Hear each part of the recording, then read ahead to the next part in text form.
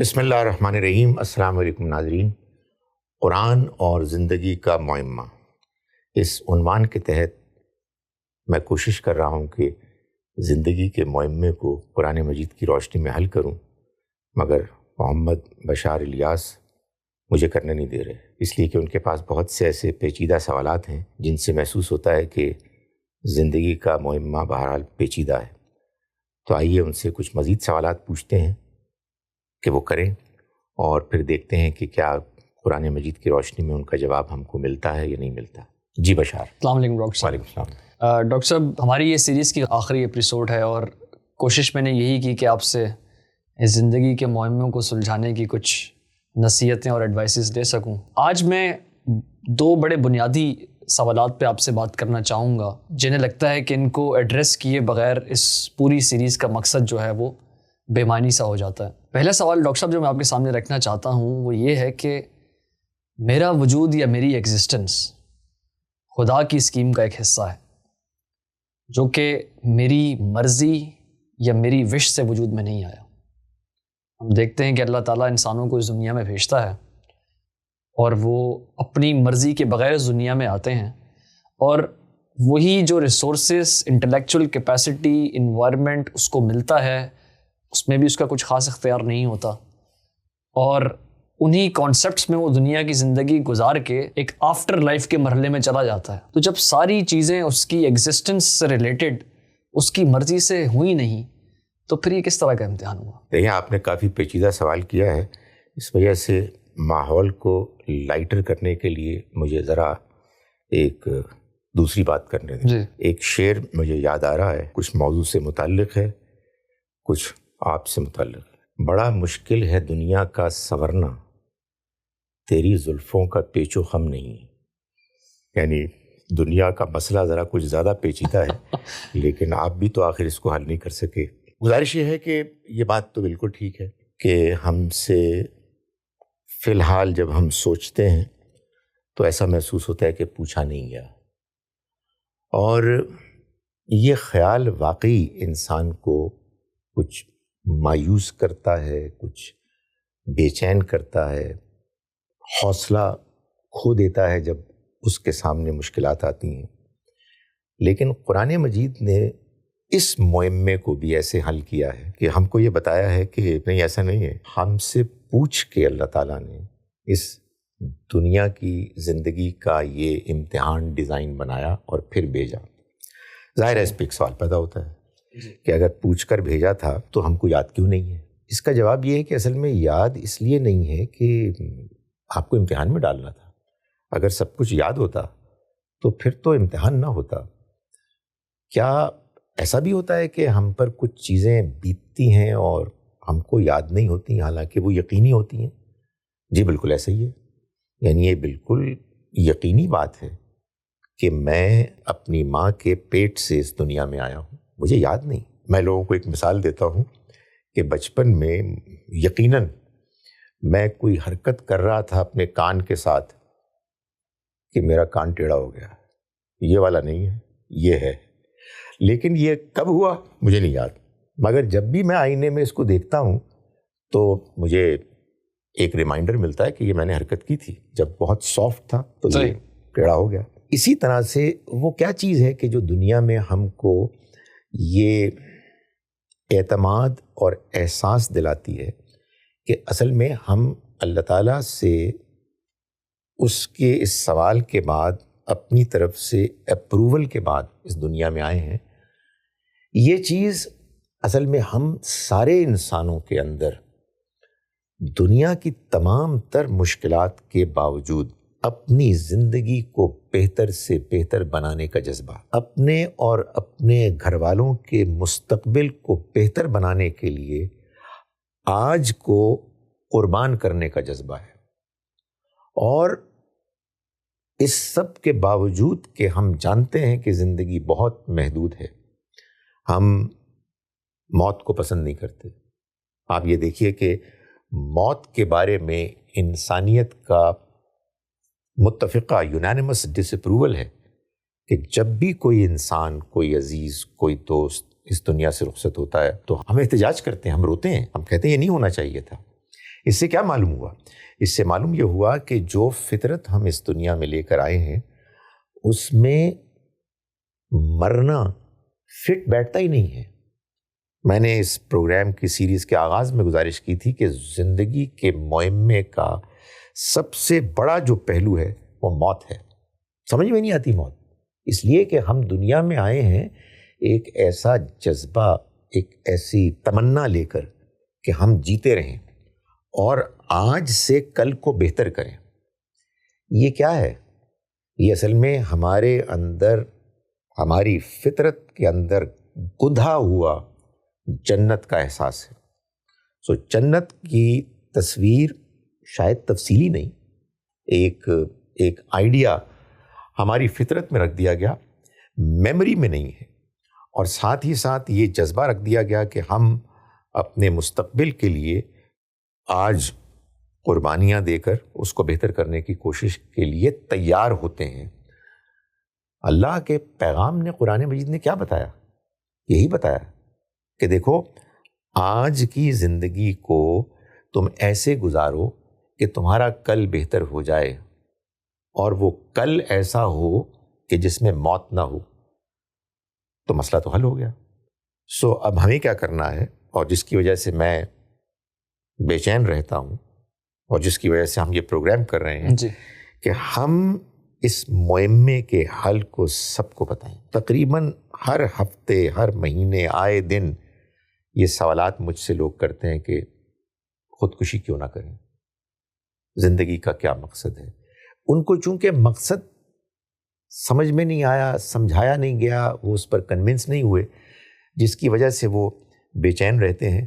ورنہ اگر اللہ تعالیٰ کا نقشہ پوری طرح سے واضح کر دیا جائے تو حقیقت یہ ہے کہ تکلیف پھر بھی ہوگی، پریشانی پھر بھی ہوں گی، غم پھر بھی ہوں گے، لیکن آدمی کہے گا کہ نہیں، میں ان سب کو فیس کر لوں گا.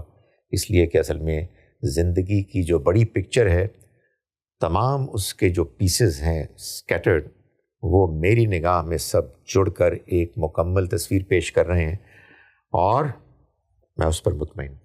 ڈاکٹر صاحب بہت تفصیل سے آپ نے اس کی وضاحت کی، اور مجھے لگتا ہے کہ دس میک سینس کہ میرا یہ جو سوال تھا کہ مجھ سے پوچھے بغیر یا میری مرضی کے بغیر، اور یہ صرف میرا سوال نہیں ہے، ہر انسان کا یہ سوال ہے، تو قرآن نے اس کو بڑی خوبصورتی کے ساتھ ایڈریس کیا. جو عہد ارست کا آپ نے ذکر کیا، جو کہ ہماری ایک فیڈ میموریز کا حصہ ہے. دوسرا میں یہ کہنا چاہوں گا، موت کی آپ نے بات کی. محترم جاوید احمد غامدی صاحب کہتے ہیں کہ موت ہی اصل زندگی کا جو ہے وہ شروعات ہیں. تو ڈاکٹر خالد ظہیر اس دنیا سے چلے جائیں گے، لیکن ڈاکٹر خالد ظہیر کی ایگزسٹنس ختم نہیں ہو جائے گی، بشار الیاس کی ایگزسٹنس ختم نہیں ہو جائے گی. اللہ تعالیٰ نے ایشور کیا ہے کہ یہ اٹرنل ایگزسٹنس ہے. بالکل. جب اٹرنل ایگزسٹنس کی ہم بات کرتے ہیں کہ پوری مطلب تا حد نگاہ زندگی ہے ایک، اور اس کے اندر اگر میری ریسورسز یا میری کیپیسٹی مجھے اس امتحان میں نہ پاس کروا سکی تو پھر قصور کس کا ہوا؟ دیکھیں، ایک تو مجھے اجازت دیں بشار کہ میں وہ جو آپ نے فرمایا نا عہد الست کی بات، وہ الگ ہے. اس کے علاوہ قرآن مجید میں سورہ احزاب سورہ نمبر 33 کے بالکل آخر میں اللہ تعالیٰ نے فرمایا کہ انا عرضنا الامانۃ علی السماوات والارض والجبال فابین ان یحملنها واشفقن منها وحملها الانسان انہ کان ظلوما جہولا. ہم نے امانت پیش کی آسمانوں اور زمین اور پہاڑوں کو. امانت یہی اس دنیا کی آزمائش اور اس میں آزادی اور اختیار کی امانت. صحیح. تو وہ سب اس سے انکاری ہو گئے جی، اور ڈر گئے، اور انسان نے اس کو لے لیا، سنبھال لیا. یقیناً وہ بہت ظلوم اور جہول ہے، یعنی زیادتی کرنے والا بھی ہے، جذباتی بھی ہے. آپ کے سوال کا جواب یہ ہے کہ اللہ تعالیٰ نے بار بار اس بات کی گارنٹی دی ہے قرآن مجید میں، اور میں آپ کو ایک پرسنل لیول پر یہ بتا رہا ہوں کہ اگر یہ گارنٹی مجھ کو نظر نہ آتی قرآن میں لکھی ہوئی تو، اور یہ سوال رہتا جو آپ نے پوچھا، بڑا ویلڈ سوال، جی، تو میں پھر مطمئن نہ ہوتا. لیکن قرآن اس بات پر بالکل واضح ہے کہ ہر انسان کو اللہ تعالیٰ آزما رہا ہے، اور اس لیے آزما رہا ہے کہ وہ طے کرے کہ کون سے لوگ ہیں کہ جو جنت کے مستحق ٹھہریں گے اور کون سے ہیں کہ جو نہیں ٹھہریں گے، اور ان کی ججمنٹ ہوگی بیسڈ آن دیئر کیپیسٹی، جس کو قرآن مجید نے وسعت کہا ہے. اور وہ ظاہر ہے کہ ہر انسان کی اپنی پرسنالٹی، انٹیلیجنس اور اس کے حالات کے مطابق طے ہوگی.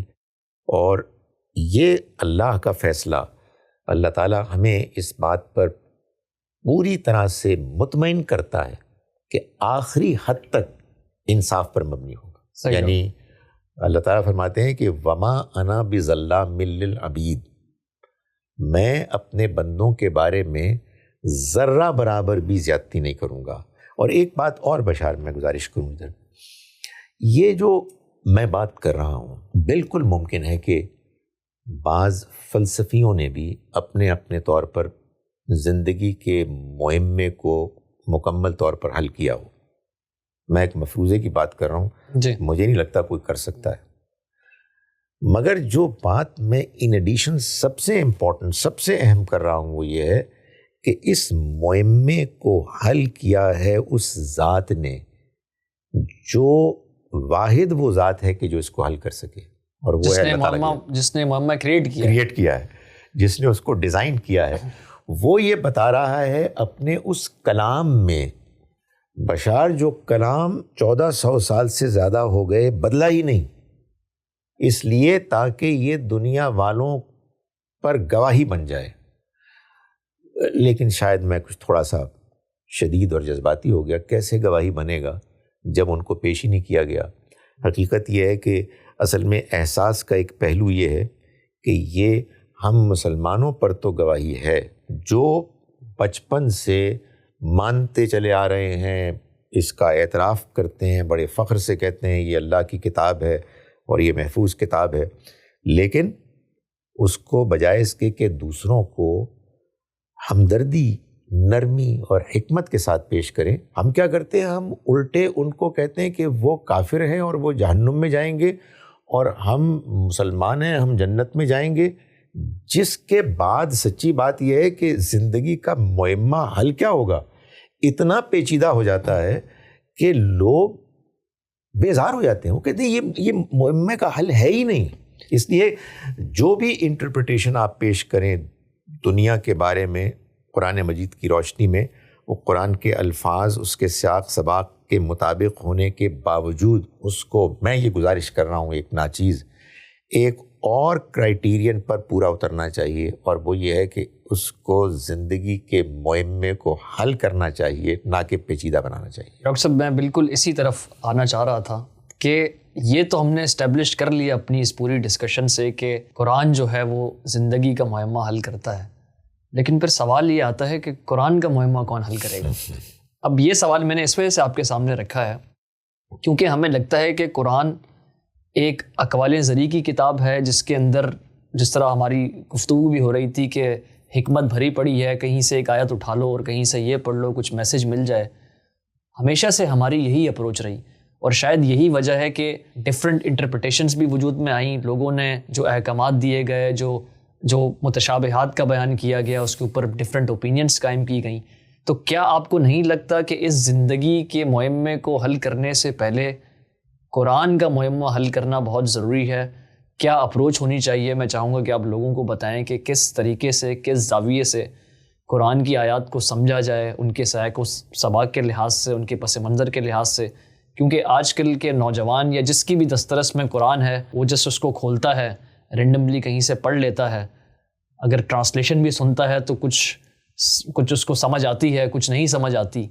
تو یہ جو قرآن کا معمہ ہے مجھے لگتا ہے یہ پہلے حل کرنا پڑے گا، اس کے بعد زندگی کی باری آئے گی. بڑا ریلیونٹ آپ نے سوال کیا، اور میں آپ سے گزارش کروں کہ میں پھر اس بات کو اسرٹ کروں گا کہ یہ معمہ حل نہیں ہوگا جب تک کہ ہم یہ اس پر مطمئن نہ ہوں کہ سب کے لیے ایک لیول پلینگ فیلڈ ہے. صحیح. غیر مسلموں کے لیے بھی، مسلمانوں کے لیے بھی. جو غیر مسلموں کو اللہ تعالیٰ الاؤنس دے گا، کنسیشنز دے گا ان کے لمیٹیشنز کی وجہ سے، وہ ان مسلمانوں کو بھی دے گا کہ جن کو قرآن مجید صحیح طرح سے سمجھ میں نہیں آیا. اس لیے کہ قرآن آپ کے پاس ہے لیکن آپ اس کو ٹھیک طرح سے سمجھ نہیں رہے ہیں تو معمہ تو حل نہیں ہو رہا. بالکل. اس وجہ سے اس معمے میں ایک بڑا اہم ایلیمنٹ یہ ہے بشار کہ آپ جس ماحول میں ہیں اس میں آپ سچائی اور حق کے متلاشی ہوں. اچھا، اس میں انٹرن ایک اور پہلو ہے. آپ سچائی اور حق کے متلاشی اسی وقت ہو سکتے ہیں جب آپ کرٹیکل ہوں. صحیح. آپ کی نگاہ تنقیدی ہو، سیلف کرٹیکل اور اپنے گروپ کے بارے میں بھی کرٹیکل ہو. اور یہ آپ کوئی بڑا غیر معمولی کام نہیں کریں گے. اللہ تعالیٰ نے آپ کو اس کے لیے ڈیزائن کر کے بھیجا ہے. صحیح. آپ مثال کے طور پر ایک ٹپیکل ٹریڈیشنل مذہبی گھرانے میں پیدا ہوئے. بہت اچھی بات ہے، اللہ کا شکر ہے. آپ نماز پڑھتے ہیں، قرآن مجید کو کھولتے ہیں تو وہی مسئلے پیدا ہو جاتے ہیں جو آپ سوال کر رہے ہیں. جی. تو پھر آپ کیا کریں گے؟ یا تو آپ یہ کریں کہ آپ ضد میں پڑ جائیں گے. آپ ضد میں پڑے تو آپ پھر اللہ کی نگاہ میں گر گئے. صحیح. لیکن اگر آپ ضد میں نہیں پڑے اور آپ نے صحیح بات کو سمجھنے کی کوشش کی، تگ و دو کی، تو پھر آپ دیکھیں گے جہاں کہیں بھی آپ کو صحیح جواب ملے گا اس معمے کا کہ بھائی یہ قرآن کے معمے کا کیا حل ہے. یہ میں نے ساری تمہید اس لیے باندھی کہ میں آپ کو یہ بتا رہا ہوں کہ میں اپنے اساتذہ اور ان کے اساتذہ یعنی مولانا حمید الدین فراہی، ان کے شاگرد مولانا امین احسن اصلاحی، ان کے شاگرد جاوید احمد غامدی صاحب، ان سب کی جو کنٹریبیوشن ہے وہ اصل میں سب سے بڑھ کر اسی فیلڈ میں کہ انہوں نے، میں آپ کو کہہ سکتا ہوں اپنے ذاتی تجربے سے، اگرچہ کہ ابھی مجھے بہت کچھ سیکھنا ہے، کہ انہوں نے قرآن مجید کی جو موجودہ پریزنٹیشن ہے، جو واحد قرآن کی پریزنٹیشن ہے، جو الحمد سے والناس تک یہ 114 صورتوں پر مشتمل ہے اور ہر صورت میں جو آیات ہیں ان کی بھی ایک ترتیب ہے، انہوں نے یہ بتا دیا ہے، میرا خیال ہے، میں شاید مبالغہ نہیں کر رہا، آخری حد تک کنونسنگ، مطمئن کرنے والے انداز میں کہ یہ سب انتہائی کوہرنٹ، یعنی ایسے ہے کہ جس ترتیب میں معنویت ہے آپ کو نظر آتی ہے. بنیادی طور پر یہ ایک طویل بحث کا ایک میں بالکل موضوع یہی ہے. چاہوں گا کہ آپ مختصراً اس کو بیان کر دیں تاکہ سننے والے اس کو جان سکیں. 3 لیولز ہیں جس پر انہوں نے دکھا دیا ہے کہ اللہ تعالیٰ نے قرآن مجید کو ایک نہایت منظم پر حکمت کتاب بنایا ہے. ایک، ہر سورہ کا ایک مرکزی مضمون ہے. صحیح.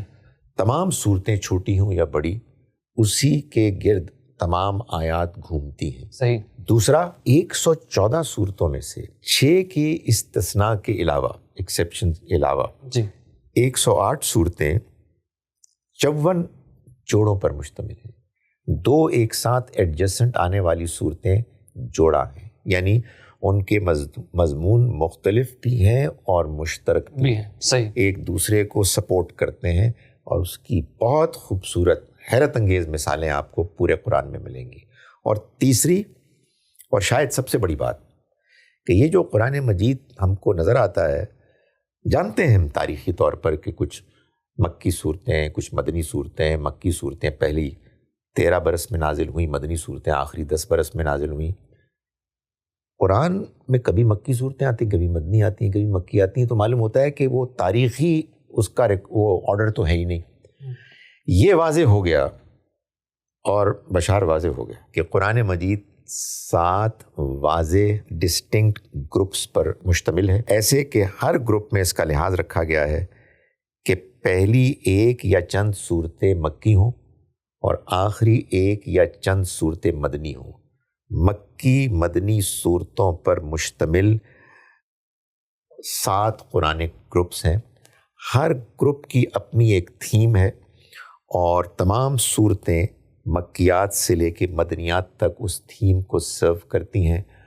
اور اس ترتیب میں بھی ایک بہت پوری ترتیب میں بھی ایک خوبصورت، بڑا حسین کوہیرنس ہے. پیٹرن ہمیں نظر آتا ہے کہ کس طرح اللہ تعالیٰ پہلے استدلال دیتے ہیں، ریزننگ بیان کرتے ہیں، پھر اس چیز کی جو ہے ڈیپ انڈرسٹینڈنگ دیتے ہیں. ایسا ہی ہے. اس میں صرف ایک آخری بات یہ کروں گا کہ استاد محترم جاوید احمد غامدی کی البیان جو ترجمہ اور حاشیوں پر مشتمل ہے، اس کا جو ترجمہ ہے وہ ایک یونیک ترجمہ ہے اس نظم کے تصور کو سامنے رکھتے ہوئے. اس میں ایک پہلو کی طرف اشارہ کرتا ہوں. سورہ بقرہ سب سے طویل سورہ ہے اور شاید نظم کا مسئلہ سب سے زیادہ وہیں پیدا ہوتا ہے جی. اور اس لیے پیدا ہوتا ہے کہ ایک پیراگراف آتا ہے, وہ ختم ہوتا ہے, ایک دوسرا پیراگراف آ جاتا ہے اور معلوم ہوتا ہے کہ ابھی اللہ تعالیٰ قصہ آدم و ابلیس بیان کر رہے تھے اور ابھی اچانک بنی اسرائیل کو خطاب کر رہے ہیں, تو آدمی پریشان ہو جاتا ہے. پھر ایک اچھا نیک مسلمان کہتا ہے کہ بھائی اللہ کی باتیں اللہ ہی جانے, وہ عظیم ہے, اب ہم اس کی ہر بات کو تو نہیں کریت سکتے. اور پھر لوگ یہ کہتے ہیں بھائی ہمارا ایمان ہے کہ یہ اللہ کی کتاب بس ہے. اچھی باتیں ہیں لیکن یہ کوئی کنونسنگ باتیں نہیں ہیں اور یہ وہ اس معمے کا حل نہیں ہے. تو آپ دیکھیں گے کہ غامدی صاحب نے جب ایک پیراگراف سے دوسرے پیراگراف کو بیان کرتے ہیں تو ہمیشہ بریکٹ میں ان دونوں کے درمیان نظم کو واضح کرتے ہیں اور آدمی کہتا ہے اللہ اکبر سبحان اللہ. میں کہتا ہوں آپ ان سے اختلاف کر سکتے ہیں کہ انہوں نے یہ جو بریکٹ میں جو بات لکھی ہے جوڑنے کے لیے یہ ناقص ہے, ٹھیک ہے آپ اس سے بہتر بات پیش کر دیں, لیکن اللہ کا شاندار کلام سامنے آ جاتا ہے. اس میں صرف ایک آپ کو وہ مثال بیان کرنا چاہتا ہوں جی. جو اس سارے تصور اور کاوش کے معمار اول مولانا حمید الدین فراہی نے بیان کیا.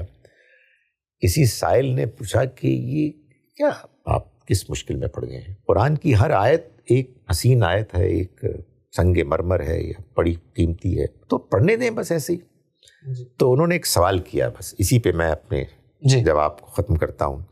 انہوں نے سوال یہ کیا کہ کیا آپ کو کوئی فرق محسوس نہیں ہوتا کہ سنگ مرمر اس کے پتھروں کا ایک ڈھیر پڑا ہوا ہو یا اس کو ایک ترتیب کے ساتھ رکھ کے آپ کے سامنے تاج محل کھڑا کر دیا جائے؟ یہی فرق ہے قرآن کو پڑھنے میں, ایسے کہ اس کو بے ترتیب آیات کے مجموعے کے طور پر پڑھیں یا اس کے نظم کو سامنے رکھ کر پڑھیں. ڈاکٹر صاحب بات واضح ہوئی اور آخر میں یہی کہوں گا کہ بہت کچھ سیکھنے کو ملا آپ سے اس سیریز کے دوران.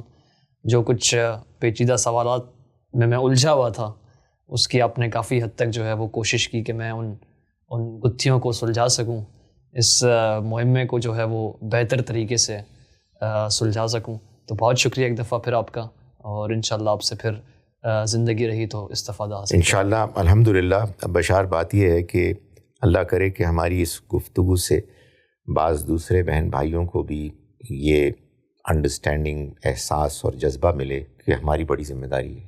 زندگی واقعی ایک معمہ ہے اور قرآن مجید نے واقعی اس معمے کو حل کیا ہے.